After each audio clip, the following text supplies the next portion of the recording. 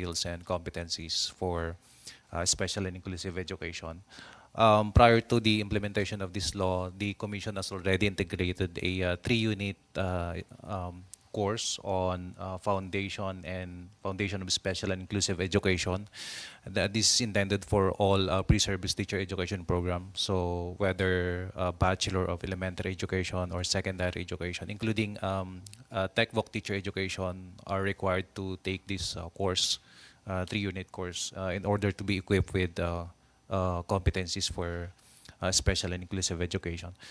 Would also like to express our support for collaborating with DepEd and TESDA, particularly in terms of developing a mechanism to include recognition of prior learning and experiences in the implementation of possible inclusion on the implementation of ladderized education program. And right now, Mr. Chair, would like to inform the body that we have this expanded tertiary education and equivalency accreditation program, which is called the ETAP.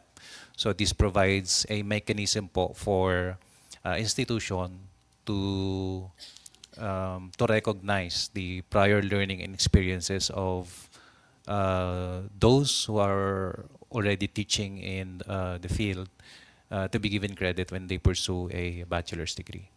I think that's all for the CHED, Mr. Chair.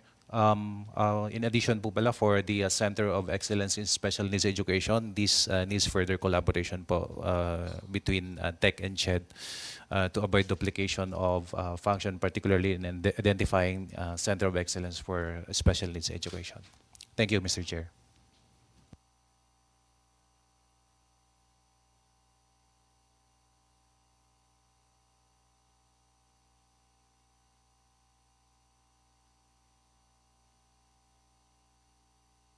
In the law, Section 10, and let me just read it.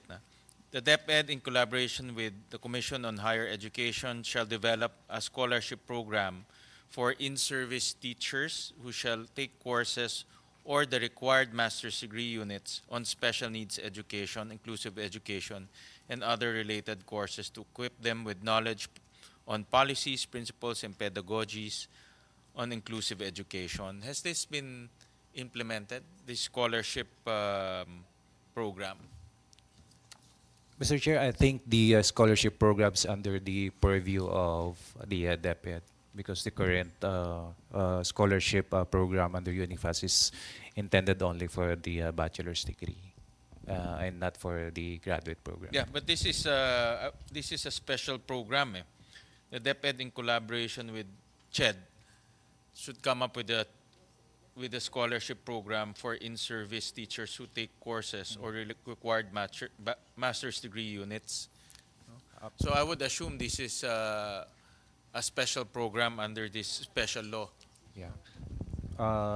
As far as I know, Mr. Chair, right now we don't have the special provision for the scholarship of those taking up masters for special education. But I think this has to be included in the priority program of both agencies and has to be included in the collaboration meeting between the two agencies, Mr. Chair.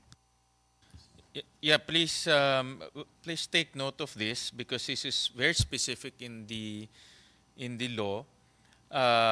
Because one of the challenges in implementing inclusive education is the supply of teachers, the supply of qualified teachers. We have teachers, but the supply of qualified teachers, especially teachers with special needs experience or special needs knowledge. And the intention is really to address the supply issues in terms of teachers with knowledge in special needs education. So I'll show a slide. We calculated this, slide 6. Carla. So we need approximately 12,700 special need education teachers. We have approximately 5,100. So the shortfall is about 7,651. So that's the estimated shortfall in terms of special needs education teachers. So the reason why we want to come up with a scholarship program is precisely to address the shortfall. Because moving forward, as we encourage more parents to send their children to school, and as we implement the child find system, we will see an uptick in enrollment. No? And we have to make sure that we have teachers who are trained in special needs education. No?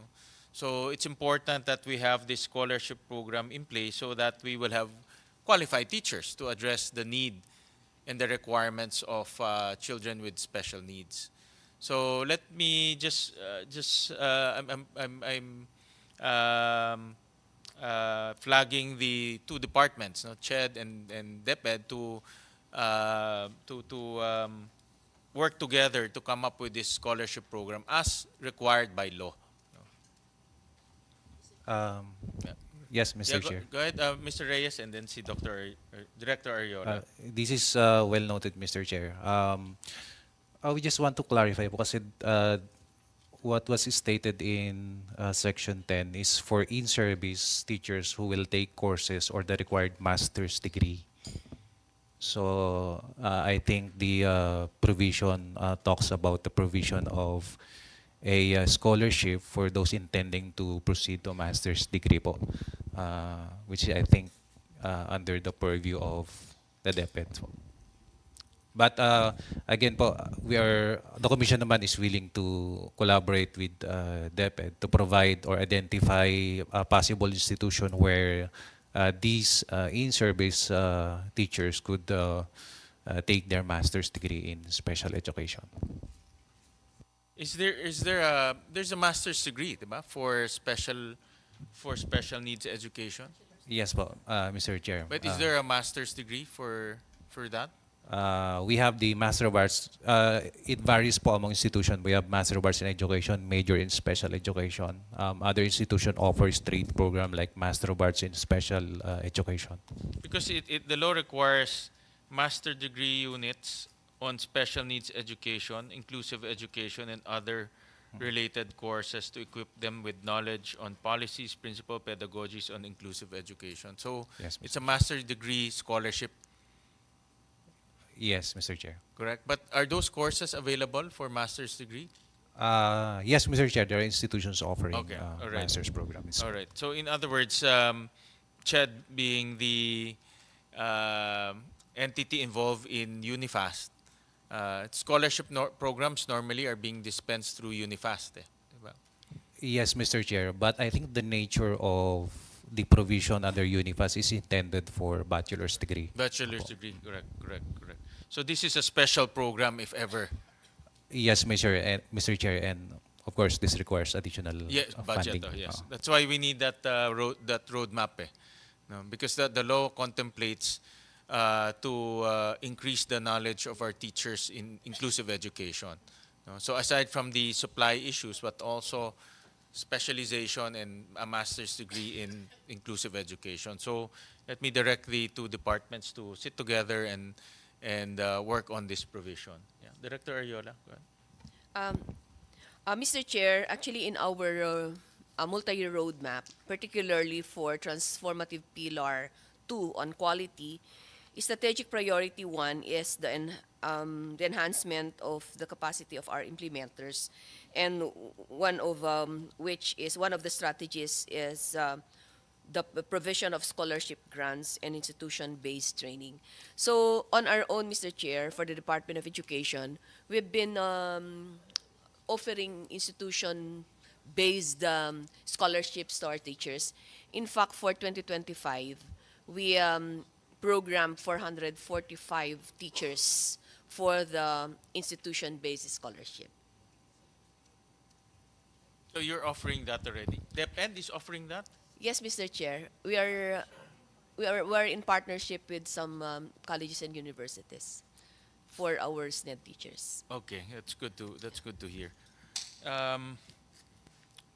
On section 11, and this is also related to CHED, and let me just read it.